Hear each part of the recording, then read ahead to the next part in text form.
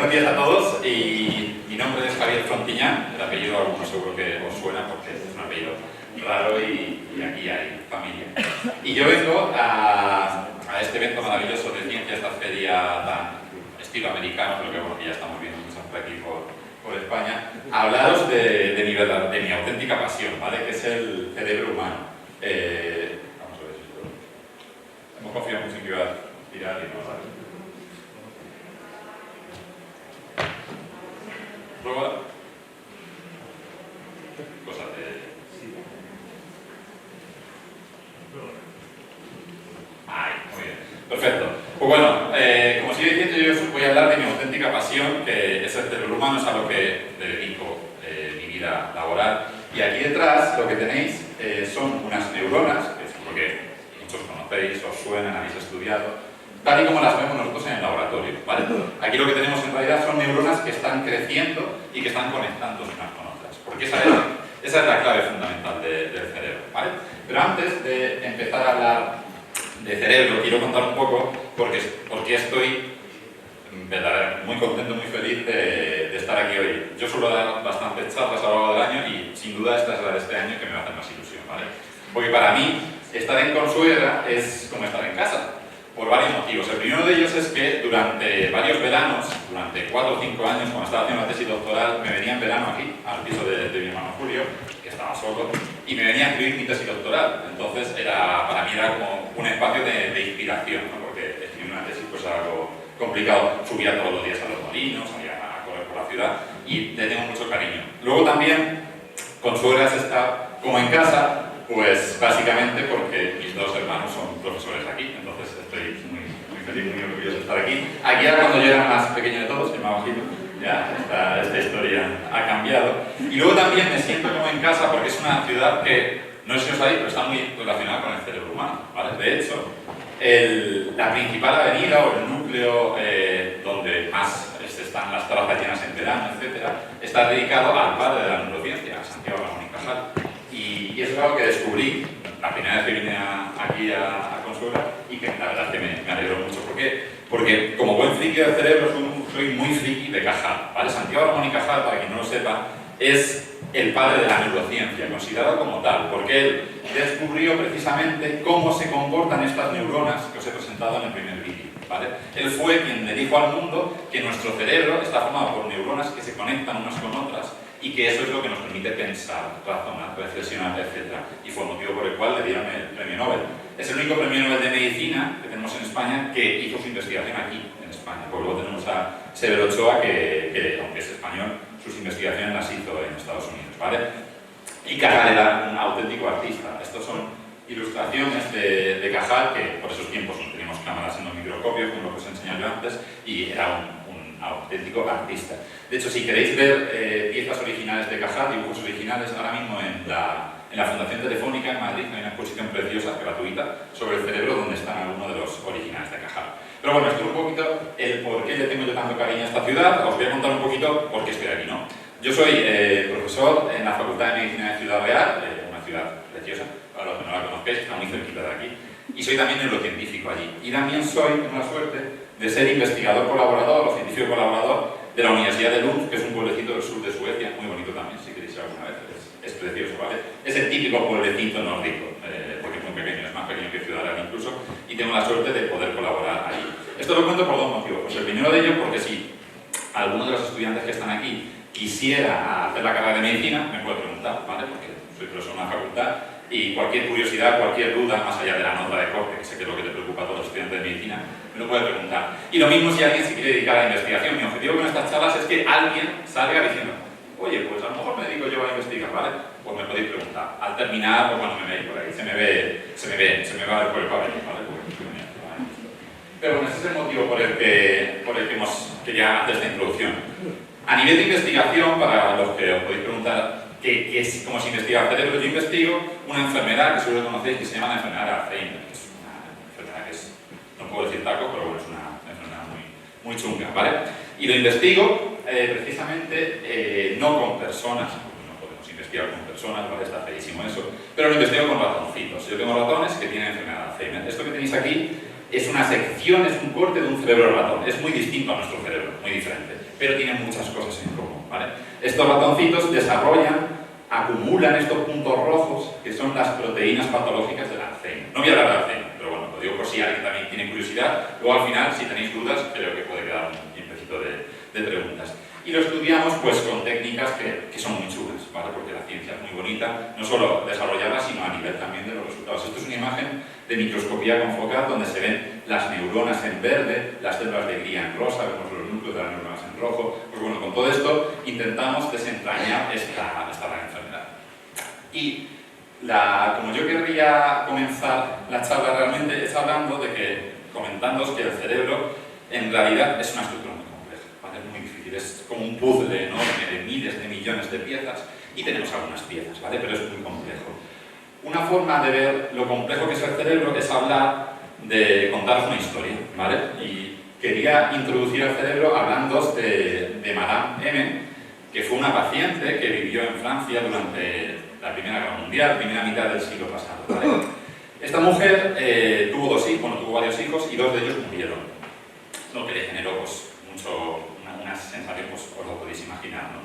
¿Qué sucedió? Que ella, era una época difícil, Primera Guerra Mundial, pensaba que alguien había matado a sus hijos, ¿vale? Hubo un día que se levantó en su casa, imaginaos, podéis ser cualquiera de vosotros, Madame M, se levantó y miró a su marido y no le reconoció, pensó que era un doble, que su marido había sido sustituido por otra persona, ¿vale? Fue a la cocina a darle comer a sus hijos y se dio cuenta de que no eran sus hijos, de que eran actores y actrices que estaban ahí puestos por alguien que estaba tejiendo un complot contra ella. Hay que decir que Madame M era de una familia aristócrata, de esta aristocracia de principios del siglo pasado, ¿vale?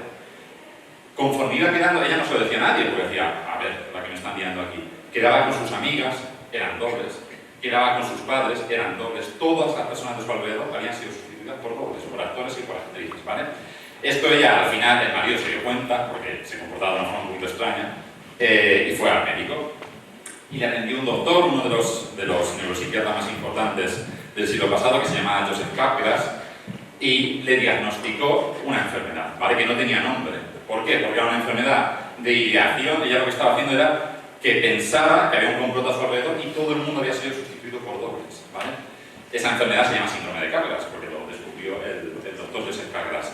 Y es una de esas enfermedades que desde 1921, cuando se diagnosticó a Madame M, no sabemos por qué sucede, ¿vale? No sabemos por qué. De repente, es como si yo me levanto un día, esta mañana, que he dormido en casa de mi hermano Álvaro, y pienso que mi hermano es un doble, ¿vale? Imaginaos lo fuerte que tiene que ser eso para la cabeza. Pues ha pasado un siglo y no sabemos por qué sucede esto, ¿vale? Tenemos hipótesis. ¿Qué es lo que sucede? ¿Por qué os cuento esta historia? Porque cuando hablamos del cerebro humano, la mayoría de las veces nos enfrentamos a preguntas sin respuesta, ¿vale? Estudiar el cerebro humano, investigar el cerebro humano, supone un montón de preguntas para las cuales no tenemos respuesta. Y me podéis decir preguntas muy complicadas, ¿no? Preguntas como ¿qué sucedía en la cabeza de esta mujer para pensar que todas las personas a las que quería eran dobles, ¿no? Pero no tenemos respuesta para preguntas mucho más sencillas que esto, ¿vale? Yo ahora mismo soy un neurocientífico, me dedico a esto, yo no os puedo decir qué es un pensamiento. A nivel biológico no lo sé, ¿vale? A nivel filosófico, pues os puedo dar 1000 definiciones. Si lo busquéis en Google, hay definiciones. Pero yo a nivel biológico, a nivel neurobiológico, no os puedo decir qué es un pensamiento. Algo tan básico, todos pensamos, ¿no? Yo creo que sí, todos pensamos, ¿vale? No lo sé, pero es que tampoco os puedo responder a la pregunta de qué es un sueño. A nivel biológico no lo sé. Yo os puedo decir que sí, que hay unas imágenes que se representan, que se activa la corteza visual, os podría dar una definición un poco aburrida, pero no sé lo que es. Pero es que tampoco os puedo responder a la pregunta de por qué soñamos, ni siquiera. Todos soñamos todas las noches, no todos lo recordamos, pero si lo mismo soñamos, ¿vale? Eso sí que es así. Hay hipótesis sobre por qué soñamos, hay hipótesis que son, bueno, que están bien, que están bastante consolidadas, que son muy aceptadas y que de hecho vienen en los libros de texto como explicaciones, pero son hipótesis, no está demostrado, ¿vale? No sabemos ni siquiera qué es un recuerdo, ¿vale? Sí, un recuerdo es una memoria que evocamos, que nos hace recordar emocionalmente cosas, sí, perfecto. Pero yo a nivel biológico no os puedo decir qué es un recuerdo, ¿vale? No lo puedo decir. ¿Neuronas conectándose? Pues sí, lo suponemos. No tenemos ni idea, ¿vale? Con esto, lo que yo os quiero plantear es que sabemos cosas, y voy a demostrar que sabemos muchas cosas del cerebro, pero hay muchísimas cosas de las que no tenemos ni idea.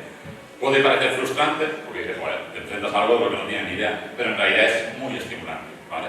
Porque el no poder responder a preguntas lo que nos hace es generarnos más y más y más preguntas, y así es como funciona la ciencia. Esto, que a priori podría ser algo muy sencillo, pues es todo lo complicado que queráis, ¿vale?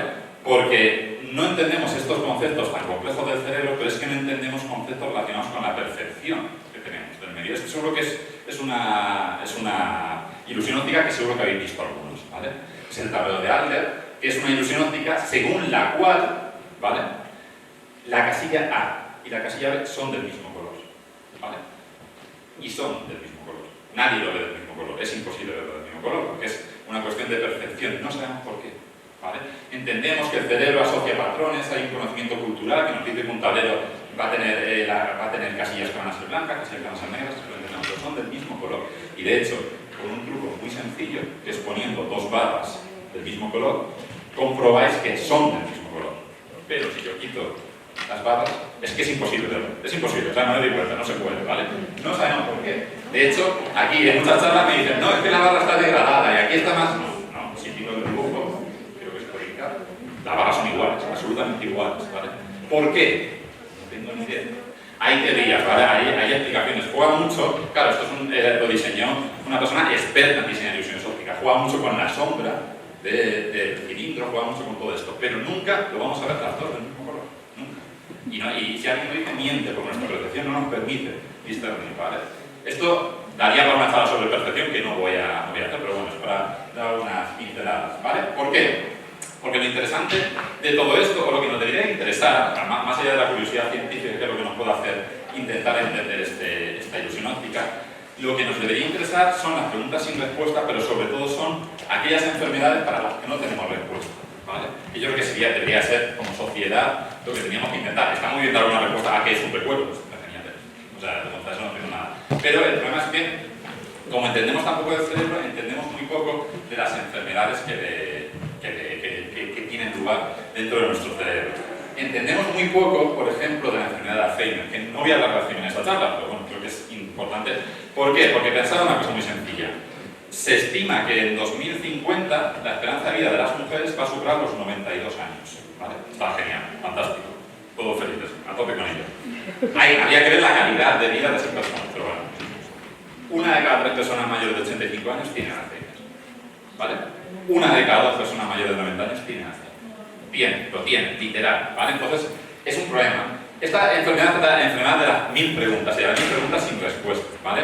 ¿Por qué sucede? ¿Qué lo causa? Hay una variable genética por ahí, de la que podemos hablar. Y luego hay una pregunta que a mí me gusta mucho plantear, que no voy a responder. Pero luego, si queréis, en turno de preguntas al final, no sé si quedará, porque soy muy chapa, si suelo hablar mucho, pero bueno. Si no, luego me preguntáis, y es si se puede prevenir el Alzheimer, ¿vale? Si estas mujeres que van a vivir más de 90 años, la mayoría de vosotras, es lo que nos dice la estadística, van a poder prevenir su Alzheimer. La respuesta es que sí, ¿vale? Luego podemos hablar del por qué en las preguntas, porque esto no es una charla de Alzheimer, esto es una charla para introducir un poquito la complejidad del cerebro. Cuando hablo del cerebro, de forma generalizada, también me refiero al sistema nervioso central, ¿vale? No son enfermedades que tienen lugar aquí, sino en parte del cerebro. Ya sabéis que nuestro sistema nervioso central, el cerebro envía información para controlar todo nuestro cuerpo, ¿vale? Hay una enfermedad que se llama esclerosis lateral amiotrófica, que se hizo famosa porque era la enfermedad que tenía Stephen Hawking, el famoso físico que murió hace unos años, ¿vale? Y esta enfermedad es otra de esas enfermedades terriblemente cruel, ¿vale? ¿Por qué? Porque básicamente, si sabéis un poquito sobre cómo funciona el cerebro envía una serie de neuronas a los músculos, que se llaman motoneuronas. Pues estas personas, las motoneuronas se dañan, pero el cerebro no. ¿Qué quiere decir esto? Que van perdiendo la movilidad de sus extremidades, luego de todos sus músculos, pero su cerebro está perfecto, sin un tipo de problema, ¿vale? Pues el señor Stephen Hawking, pues, evidentemente, hizo todas estas teorías. ¿Por qué pongo esta enfermedad aquí? Por algo muy sencillo. La ELA no tiene cura, evidentemente es una enfermedad súper complicada, y el problema es que no sabemos la causa. Estamos en el siglo XXI, somos gente listísima, tenemos dinero para hacer cosas guapísimas, pero no sabemos qué causa esta enfermedad. No tenemos ni idea de la causa. Y aquí hay uno de los principios claves de la medicina. Sin causa no hay cura. Si no entendemos la causa, no podemos curar la enfermedad, ¿vale? Esto sucede también aquí, y sucede en otras enfermedades que son las más comunes, ¿vale? Hay algo que nos gusta decir a muchos que nos dedicamos a esto, y es que todos, ¿vale? Todos los que estamos aquí, todos los que están en el gimnasio, todos estamos, hemos estado o vamos a estar mal de la cabeza, ¿vale? Literal. Todos, no se escapa nadie, ¿vale? Todos vamos a tener problemas de salud mental, todos, a lo largo de nuestra vida. Ansiedad, estrés, depresión, o ya podemos subir un poquito de nivel si cronificamos esta ansiedad, este estrés o esta depresión, ¿vale? Todos. Nadie se escapa, ¿vale? Estas enfermedades de salud mental son uno de los mayores problemas de salud pública de los países desarrollados, pero no le hacemos ni caso. ¿Por qué? Porque somos idiotas, literalmente, ¿vale? Con estas enfermedades podríamos hablar de por qué suceden, no lo sabemos, por qué no se tratan, no lo entiendo, por qué las minimizamos. Somos una sociedad tan sumamente inútil, si me permitís la expresión, que cuando tenemos un problema de salud mental no lo callamos. ¿Por qué no queremos parecer débiles? Sobre todo los hombres. Los hombres en España somos como, ay, yo no puedo decir que tengo depresión, por favor. A ver qué va a pasar, ¿vale? ¿Por qué lo hacemos? No tengo ni idea, ¿vale? Y esto es un problema muy grave. Estamos en un centro educativo y tenemos unos datos que son terribles, ¿vale? Yo ahora lo pinto mal, luego pintaré la charla bien, ¿vale? Pero bueno, ahora estoy pintando muy feo todo. El 20% de los menores de 20 años en España tienen problemas de salud mental. ¿Vale? Ir al gimnasio, contar cuántos menores de 20 años hay y hacer el cálculo. ¿Vale? Esto es terrible, esto es tremendo. Sucede una cosa muy interesante aquí que es llamativa y es que cuando son menores de 14 años hay más chicos diagnosticados. Cuando incrementa la edad, se iguala, ¿vale? Esto no es porque temas de madurez, sino porque hasta los 14 más o menos los niños tienden a decir los problemas que tienen. A partir de los 14 ya se callan y para adentro, se lo comen ellos, ¿vale? Es por eso. Esto es un problema serio. Y esto es un problema serio si vemos que el 25% de los menores de 30 años toman psicofármacos. Nadie debería tomar psicofármacos, a no ser que tenga una enfermedad diagnosticada grave compleja, ¿vale? Pues son fármacos muy complejos. Todas las casas, todas vuestras casas, y aquí me tiro un triple, pero seguro que lo meto, en todas vuestras casas hay diazepam, hay lorazepam, hay todos los nombres que queráis de antidepresivos, ¿vale? Somos el país que más antidepresivos vende y que más ansiolíticos vende, ¿vale? Eso también es un problema.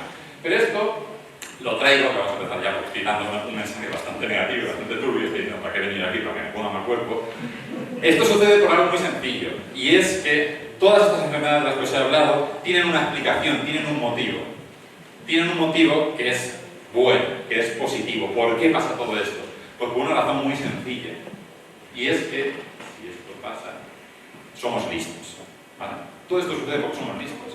Todo esto sucede porque nuestro cerebro ha evolucionado para adaptarse al medio y su herramienta para adaptarse al medio no ha sido la fuerza, no ha sido la velocidad, no ha sido la resistencia a la temperatura, no ha sido poder hibernar, no, ha sido pensar, ¿vale? Esto ha generado que tengamos un cerebro que está muy bien, pero claro, tiene sus limitaciones, que sus limitaciones es, madre mía, qué agobio me da el trabajo que tengo que presentar mañana, o madre mía, el examen, o madre mía, no sé qué, o la nota de corte,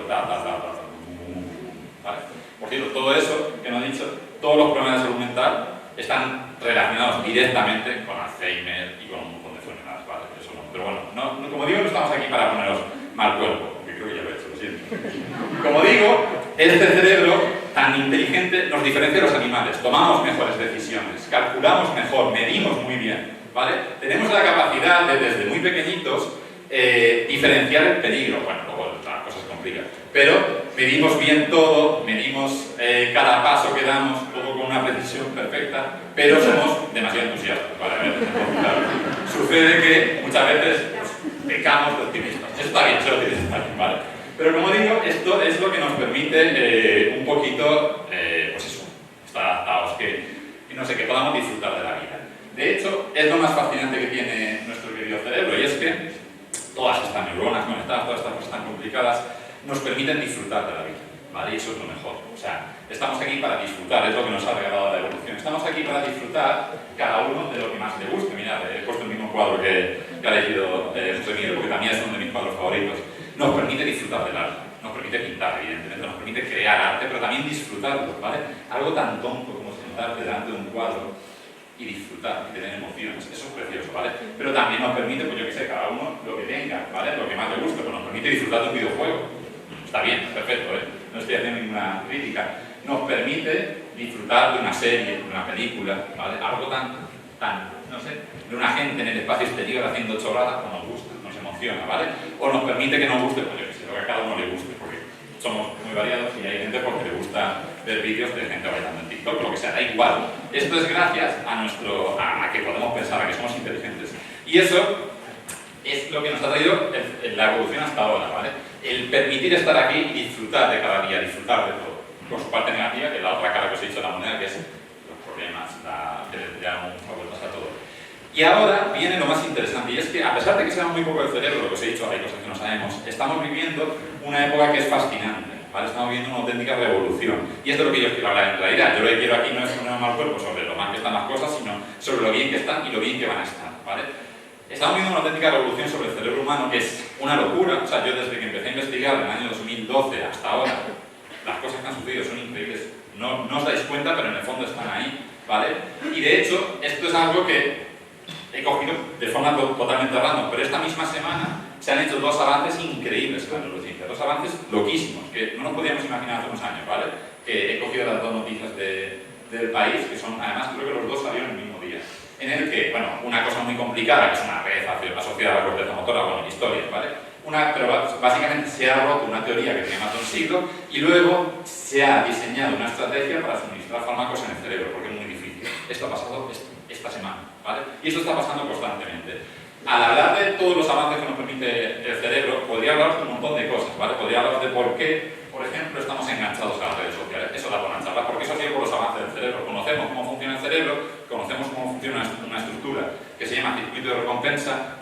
Las redes sociales nos estafan para ganar nuestra atención, ¿vale? Eso es porque conocemos cómo funciona el cerebro. Podría hablaros de tratamientos revolucionarios contra enfermedades, podría hablaros de muchas cosas, pero claro, estamos en un centro educativo, entonces de lo que voy a hablar es de cómo conocer cómo funciona el cerebro puede mejorar nuestra capacidad de aprender y de enseñar, ¿vale? ¿Por qué? Yo qué sé, porque yo creo que es algo de lo que uno de los muchos ámbitos donde la neurociencia está revolucionando todo en general, es en la educación. Tanto en los receptores, que son los estudiantes que tenemos por aquí, como en los profesores, ¿vale?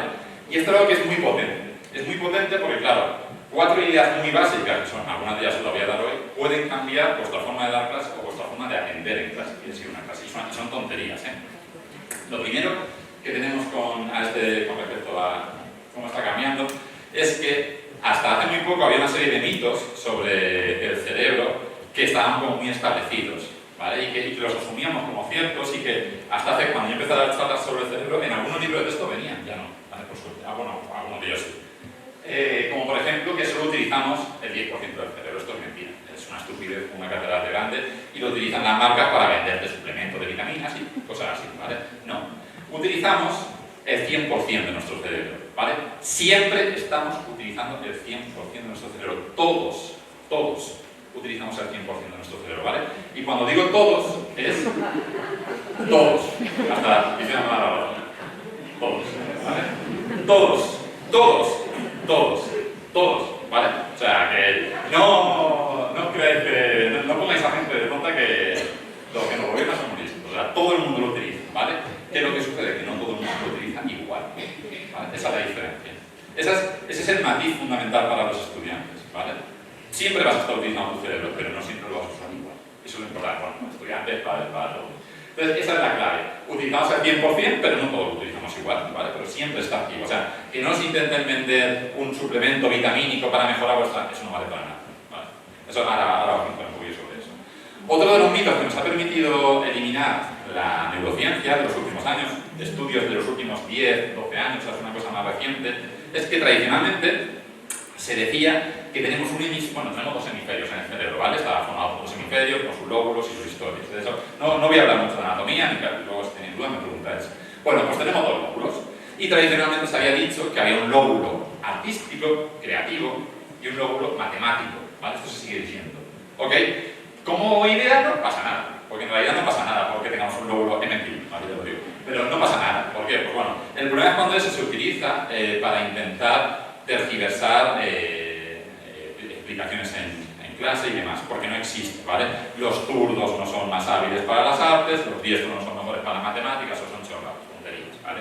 Y una persona que se le dan muy bien las mates, se le puede dar muy bien tocar el clarinete, ¿vale? De hecho, la música es pura matemática.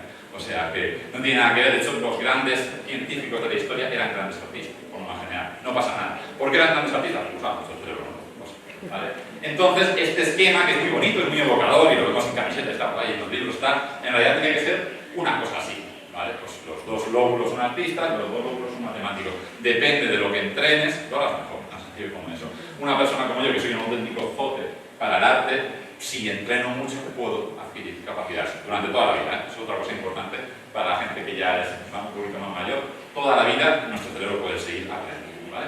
Esto es una idea que, bueno, bien, está bien tirarla porque a lo mejor podemos llevar a los alumnos en torno a un sentido, a otro, en base a sus capacidades, ¿vale? No, todos podemos dedicarnos a esto. Si no te va a pasar que vas a llegar a la universidad, te dan una carrera, una asignatura de números puros, y te va a pasar como a mí, que como yo estudié muy poca matemática en el instituto, como en la carrera me costó mucho más, ¿vale? Como digo, es una idea que está preconcebida, pero bueno, no es muy peligrosa. Pero hay otras ideas preconcebidas que son muy peligrosas, ¿vale? Con respecto a esto. La más peligrosa de todas, y es algo que creo que tenemos que reflexionar todos, es una idea que se lleva diciendo desde hace mucho tiempo y que genera debate, no científico, genera debate social. Científico, ya voy a contar ahora que la ciencia lo tiene muy claro. Y es que los hombres tenemos un cerebro más matemático, más ingenieril, y las mujeres más emocional, más para carreras que no son tan duras como la ingeniería. Esto es una auténtica estupidez. ¿Vale? Es una tontería como una catedral. Es una idea falaz, es una idea peligrosa, ¿vale? Esto viene pues de lo clásico, ¿no? De que los hombres son muy directos en el pensamiento, la mujer le da muchas vueltas, chorradas, ¿vale? Y no lo digo yo, porque yo no soy nadie aquí, yo soy un profesor de una universidad pequeña, en una ciudad pequeña que hace cositas muy pequeñas de ciencia, yo no soy nadie para decir esto, ¿vale? Lo dice la ciencia. La ciencia ha demostrado desde hace mucho tiempo que el cerebro de los hombres y las mujeres es distinto. Ojo, una cosa muy importante, en algunas cosas. Pero en capacidad cognitiva de aprendizaje, alfanumérico, de aprendizaje memorístico, etcétera, son absolutamente iguales, ¿vale? O sea que si alguna de las chicas que están por aquí le dicen no te dediques a la ingeniería porque es muy difícil, le dices que me manden un correo y yo les digo de qué va la historia, ¿vale? Mirad, no suelo poner muchos artículos científicos, los científicos cuando demostramos algo lo publicamos en revistas científicas, ¿vale? Tan sencillo como eso. Esto es un artículo científico en el que analizaron la capacidad cognitiva de 1.400 personas mediante técnicas de imagen las más revolucionarias y se lo dieron a personas, tanto a personas como a algoritmos, para que reconocieran los cerebros masculinos y femeninos y no los reconocieron, ¿vale? A nivel cognitivo, nuestras funciones cognitivas son iguales y a nivel de pensamiento matemático son absolutamente iguales. De hecho, hace relativamente poco se publicó un artículo que no he puesto en el que decían que incluso en la edad de 11-12 años puede que las chicas que tienen un periodo de madurez un poquito adelantado tengan incluso mejor capacidad matemática, pero bueno, esto todavía no está del todo demostrado. Y esto es un problema. ¿Por qué digo que es un problema? Porque a pesar de que sabemos que es mentira, el acceso a la universidad y la salida de la universidad, que al final son medidas más o menos equilibradas, en las carreras de ingeniería y matemáticas está muy desequilibrado, muy desequilibrado. Estamos hablando de 70-30, 70 chicos, 30 chicas, 30% o incluso depende de la carrera, más, ¿vale? Esto es dramático, ¿por qué? Porque si le planteamos a nuestras estudiantes desde pequeñas que no valen para las matemáticas, porque claro, las mujeres para la matemática mal, estamos limitando el acceso a carreras de alto nivel, de alto valor, a la mitad de la población. Cuidado con eso, pensad un poquito en esto, ¿vale? Y es una auténtica chorrada. Los datos de Bauru lo dicen, los datos de no hay ninguna diferencia. Y sobre todo, lo dice, pues, mi querida ciencia, ¿vale? Aquí tenéis un montón de artículos que han analizado en estudiantes de distintos grados la capacidad matemática de hombres y mujeres, en distintos países, ¿vale? Artículos publicados en las mejores revistas científicas de estas áreas. Y en todas ellas dice que no existen diferencias, ¿vale? Y esto es un mensaje que yo quería dejar bien claro aquí, y con la introducción que hemos tenido esta mañana de no me acuerdo cómo se llamaba el científico de Toledo, era Azarquiel, eso. Con su introducción ha quedado bien claro, y es que por mucho que nosotros observemos cosas, porque observamos, porque esto se basa en observaciones, ¿vale? Y yo he debatido mucho de esto con profesores de matemáticas. Al final tenemos algo que está un poquito por encima de la observación de una población pequeña, como puede ser un aula o muchas aulas durante muchos años, y es la ciencia, ¿vale? Una de las ideas que yo creo que dejéis claro, que dejar claro aquí, y no es cientificismo puro, no es creer en la ciencia sí o sí, no, ahora veréis el final. Pero muchas veces vamos a tener ideas que están preconcebidas y que la ciencia no la va a tirar, ¿vale? Y lo bueno es que si es ciencia buena, si es ciencia que está bien hecha, es la verdad, porque el método científico es nuestra mejor forma de entender el medio, de entender la naturaleza, ¿vale? Y esto no deja de ser medio. Entonces, esta es una idea que es importante que tengáis, ¿vale? ¿Por qué? Porque esta idea se traslada a otros estereotipos que tenemos de la sociedad. Y es que, al final, eso está un poquito regular, pero bueno, también se ha visto que las capacidades cognitivas de las personas no dependen de su origen, no dependen de su sexualidad, evidentemente, no dependen de la religión que profesen, no dependen de nada de eso, ¿vale? Dependen de cómo hayan entrenado el cerebro desde pequeños, ¿vale? No hay diferencias, ¿ok? Es un mensaje que yo creo que es importante que tenemos que lanzar siempre que hablamos de cerebro, ¿vale? Entonces, esto son ideas un poco más para los profes a la hora de planificar la docencia, ¿no? Y aquí os voy a hablar un poquito de cómo podemos, como estudiantes, mejorar nuestra capacidad también para estudiar, ¿vale? Hackeando el cerebro. ¿Cómo podemos hackear el cerebro? Pues mirad, el método demostrado científicamente que más conexiones cerebrales estimula, más regiones estimula, mayor capacidad cognitiva genera es la música, ¿vale? Está demostradísimo científicamente. Sobre todo a partir de los 4 o 5 años es espectacular. Y luego, lo segundo que más influye sobre el conocimiento, sobre el aprendizaje, sobre lo que vamos adquiriendo a lo largo de nuestra vida, demostrado, o sea, lo segundo que se ha visto, es el ejercicio físico. Eso nos puede hacer plantearnos cómo está diseñado nuestras planificaciones docentes y qué lugar tiene la música y el ejercicio físico, ¿vale? Es un detalle. Con esto quiero decir que hacer ejercicio siempre es bueno para mejorar nuestra capacidad de aprendizaje. Mis estudiantes, los estudiantes de medicina que están a tope con la medicina, me dicen, es que en época de examen no hago ejercicio, pues es ahí cuando hay que hacer, ¿vale? Cuando más hay que hacer. Cuando estáis estudiando, ¿por qué? Porque el ejercicio físico garantiza y favorece el aprendizaje a largo plazo, ¿vale? Es fundamental, pero sí no es tan importante que debería estar en todo el currículum docente, ¿vale? Y luego podemos hablar de estrategias para hackear el cerebro. Ya os he dicho dos cosas muy sencillas, música y ejercicio, en las que podemos hackear el cerebro, pero podemos hackear el cerebro mal, ¿vale? Podemos hackear el cerebro para bien, con la música, con el ejercicio, o para mal, ¿no? Entonces, os voy a contar dos cositas que son muy clásicas cuando estamos estudiando, en época de estudios, y creemos que son positivas para nuestro aprendizaje, y la verdad es que lo vamos a ver.